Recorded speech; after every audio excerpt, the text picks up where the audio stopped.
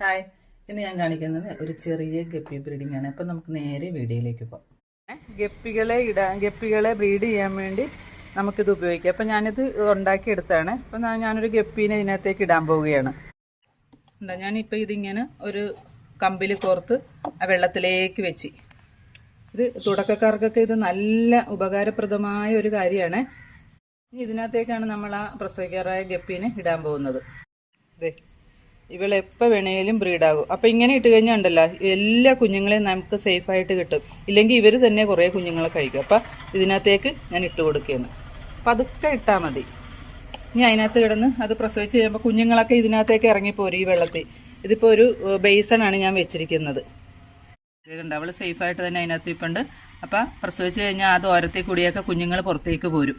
അപ്പം ഇത് തുടക്കക്കാർക്ക് വളരെ ഉപകാരമുള്ളൊരു വീഡിയോ ആണ്. അപ്പം ഇതെല്ലാവരും ഒന്ന് ചെയ്ത് നോക്കണം. അപ്പം ഇന്നത്തെ വിശേഷം ഇതാണ്.